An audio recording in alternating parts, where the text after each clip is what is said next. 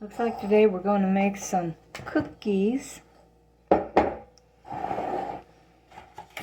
got some cake mix. This is what I make my, chocolate fudge or moist chocolate, whatever kind of chocolate cake you like. You'll like the cookies. I get Betty Crocker. Pillsbury's cheaper, but Pillsbury's flour really sucks. It is pretty much tasteless. I don't know what they've done to it. Used to be good, but every product, the flour, everything of theirs that I've eaten, it doesn't taste like flour. It tastes neutral, like some kind of rice flour or something they've cut it with. So I wouldn't recommend that type of flour for your cookies. So I got my cake mix here. I'm going to dump it in the bowl. Okay, put all that in there. And like they say on TV, make you a little hole in the middle to put all your liquids in. So, yada yada. There it is. Okay, then I took 3 eggs. I beat them up pretty good. And, I took that little thick white thing. I don't know if it's whatever it is inside the egg. Took it out, because if you don't, after you cook it, you're going to find that somewhere in your egg, and it's going to be stringy and tough. You're going to find that in your cookie. So we'll dump this in there, because, I say so. Then you get about maybe some butter going here. This is pretty soft butter. And because it says to put in, I don't know, it says to put in some kind of oil. That looks good. We'll put that in.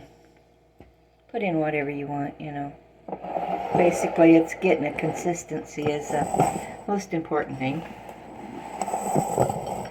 So, I'm going to stir this up now. See what kind of consistency we got, because we want it very dry. Tacky. Oh, there goes the chocolate powder on my t-shirt.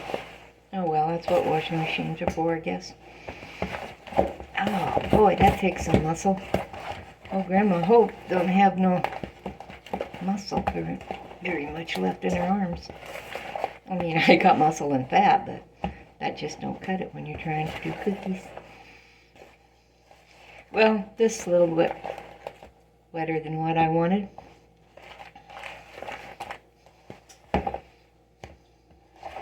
So, since it is that, I am going to put a little bit of this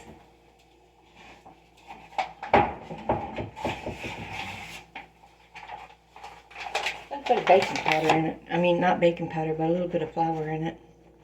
Don't need much. I got it a little bit too wet. So we'll dry it out a little bit more. Because you kind of want it to where you could scoop dough balls, or, balls out for your cookies. And a spoon. I hope that won't kill my chocolate flavor too much. Sometimes it does. But anyway, to get the gist, pretty stiff. Could be a little stiffer than that too, so you could roll it with your fingers actually. But that's what we got, so that's what we'll work with. That's what goes on in life. You work with what you get. If it don't turn out, you got it anyway. Well, that tastes pretty good. Let's get it over here in some blobs in our pan.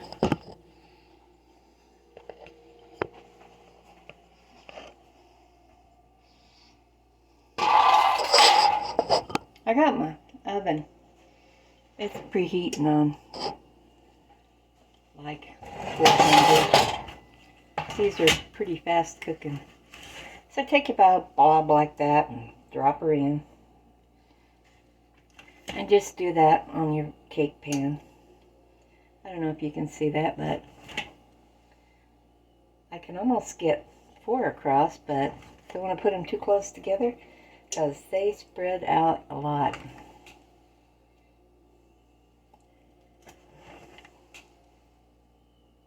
Well, what kind of story do I have today?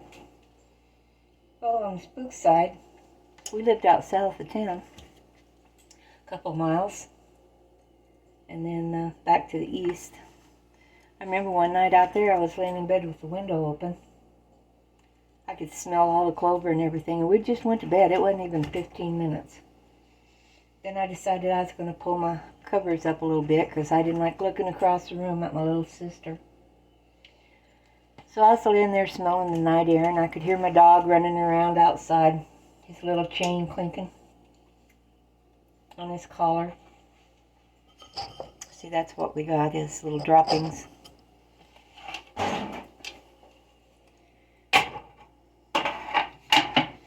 And I was laying there, and pretty soon I heard my sister. She was at the foot of the bed, which she had a tendency to do.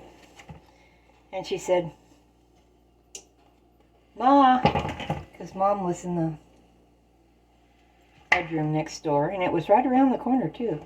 I don't know why Mom didn't hear. And I thought, I'm going to teach her. I'm going to scare her. And out from under my blankets, I prepared to spring. Then she said, "Mom." And that's when I sprang. I jumped straight up and hit the end of that bed, all balled up, ready to go, "Arr!" But there wasn't anybody there. The hair stood up on the back of my neck. And I crawled back under them covers.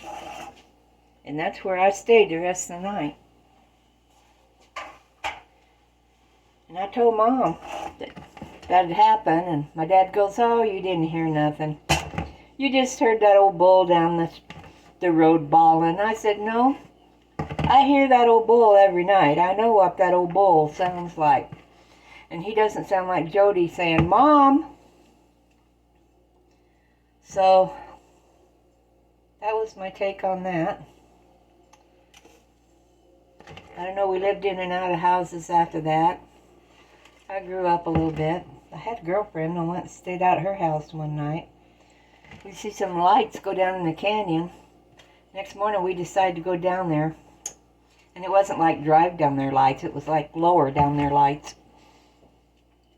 And there was about a 12-foot circle in the road with a half-inch groove around it. The edges, sunk down in the ground about a half an inch or 3/4 of an inch. The inside was all swept out like somebody would leave a pattern if they were doing a wheelie with a motorcycle. But considering there was no tire tracks down there, no motorcycle tracks, I don't know what that was. I had a girlfriend earlier in school named Pat, and her dad worked at the fish hatchery down in the canyon. She told me the dad, or their family, would sit out on their porch at night, and they would watch the lights. Just these balls of light go up and down the sides of the canyon rim. She said they didn't know where they was going or what they were, but they was there. That kind of comes into play later. My dad, he had an experience where we was driving to Twin, and I didn't see it, but a ball of light come shooting across the road in front of him, bounced across the road and off into the desert. So that could have been something entering our atmosphere. Could have been a portal too. Woo-woo, who knows? But he saw that, and I didn't see it because I was in the back seat sitting. I was still not real, 10 maybe. And, well, anyway.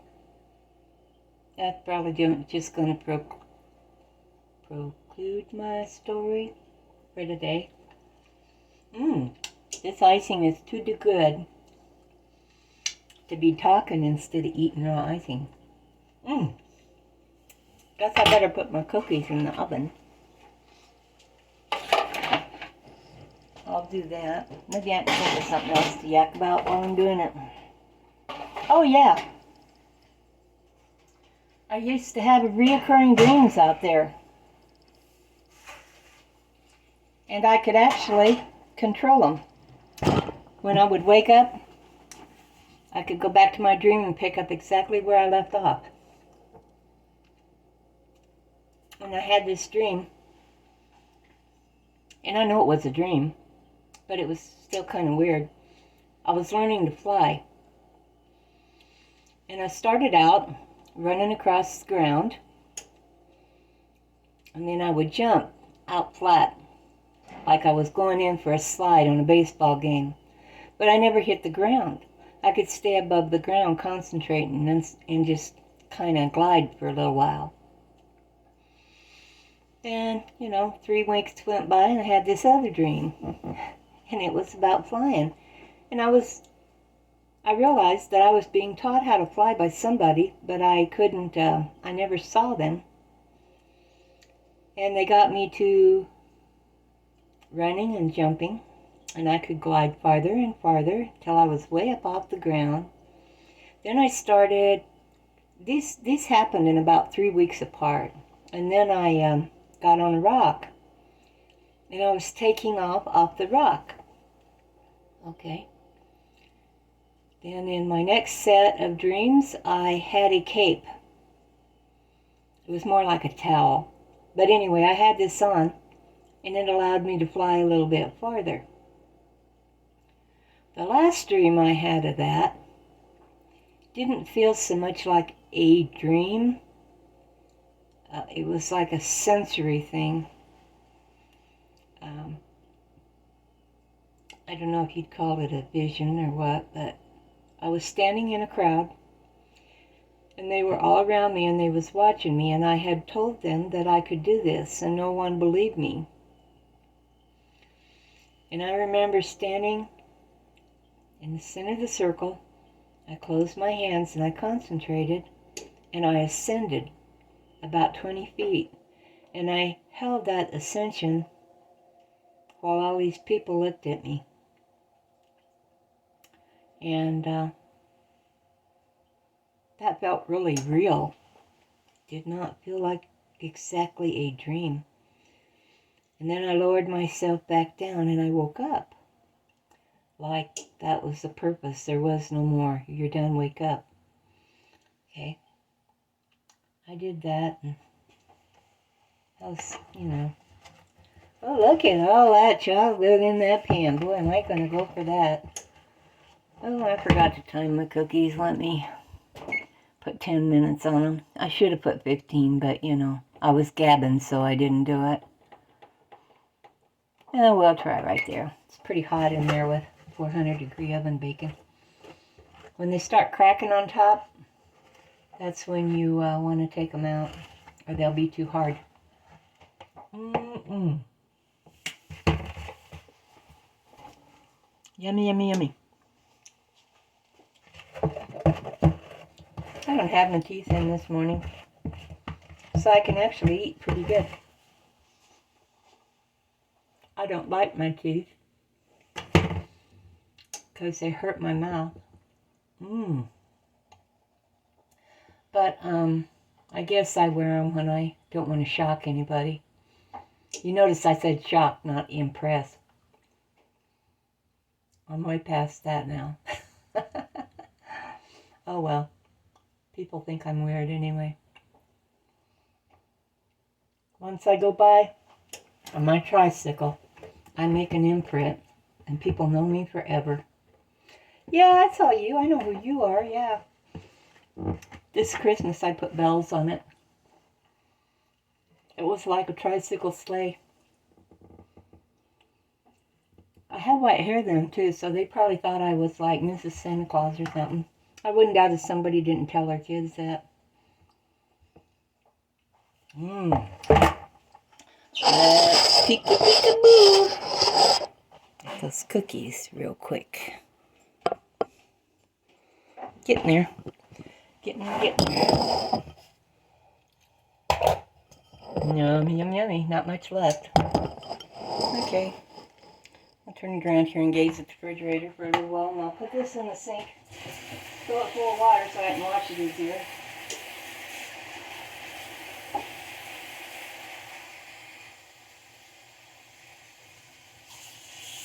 So I'm just going to cut some time out of this film, turn it off for a minute. And we'll come back to it. It takes so long to download them.